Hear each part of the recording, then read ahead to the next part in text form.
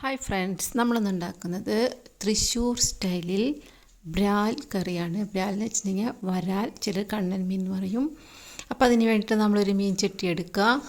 അതിലേക്ക് ചുവന്നുള്ളി 150 gram, 2 inch നീളത്തിലുള്ള കഷ്ണം ഇഞ്ചി, കുറച്ച് പച്ചമുളക്, കറിവേപ്പില. പച്ചമുളക് എന്ന് പറയുമ്പോൾ കാന്താരി മുളക് കേട്ടോ നല്ലത്. ഞാനൊരു 10 എടുത്തിട്ടുണ്ട്.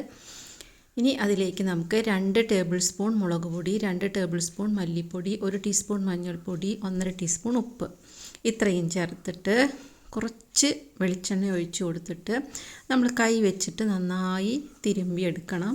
കാരണം നമ്മൾ വഴറ്റുന്നില്ല, നമ്മൾ വെളിച്ചെണ്ണ ഒഴിച്ചിട്ട് വഴറ്റുന്നില്ല. അപ്പോൾ നമ്മൾ വഴറ്റുന്നതിന് പകരമാണ് വെളിച്ചെണ്ണ ഒഴിച്ചിട്ട് നമ്മൾ കൈ വെച്ച് കുഴച്ചെടുക്കുന്നത്. അപ്പോൾ എല്ലാതും നന്നായി മിക്സാവും. ഉള്ളികളും പൊടികളും എല്ലാതും കൂടി നമ്മുടെ കയ്യിലൊരു ചൂടുണ്ടാവുമല്ലോ, ആ ചൂടുകൊണ്ട് ഇത് നന്നായിട്ട് മിക്സാവും. 1 മിനിറ്റ് നേരം നമ്മളിത് നന്നായി വഴറ്റണം. അതിനുശേഷം ഒരു തേങ്ങയുടെ 2 പാലും 1 പാലും എല്ലാം ചേർത്തിട്ട്, ഒറ്റ പാലാണ് ഞാൻ എടുത്തിരിക്കുന്നത്, അത് ഇതിലേക്ക് ചേർത്ത് കൊടുക്കുക.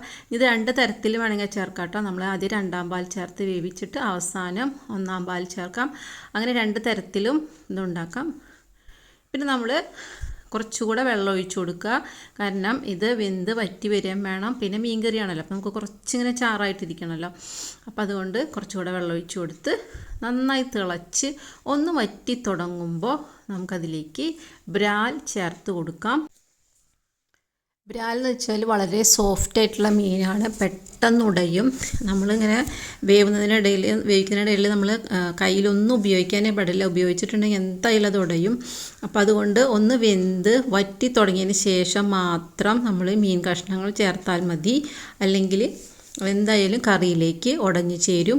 അന്ന് തിളച്ച് കഴിഞ്ഞിട്ടുണ്ടെങ്കിൽ സിമ്മിൽ വെച്ചിട്ട് നമ്മളത് വറ്റിച്ച് നമുക്ക് എത്ര ചാറ് വേണോ ആ പാകത്തിൽ എടുക്കണം. ഇനി നമ്മൾ പുളിക്ക് പകരം ചേർക്കുന്നത് മാങ്ങയാണ്. ഞാൻ ഇവിടെ 3 മാങ്ങ എടുത്തിരിക്കുന്നത്, 2 മാങ്ങ എടുത്തിട്ടുണ്ട്. അപ്പോൾ പുളിക്കനുസരിച്ച് ചേർക്കുക. ഓരോ മാങ്ങയ്ക്കും പലതരത്തിലായിരിക്കും പുളിരസം. അപ്പോൾ നിങ്ങൾ മാങ്ങ ചേർക്കുമ്പോൾ 3 മാങ്ങയാണ് ഈ കറിക്ക് ഏറ്റവും രുചി കൂടുതൽ. അപ്പോൾ അത് കിട്ടുമെങ്കിൽ അതന്നെ ചേർത്ത് കൊടുക്കുക. അതുകൊണ്ടാണ് ഞാനിത് മീനിൻ്റെ ഒപ്പം ചേർത്തത്.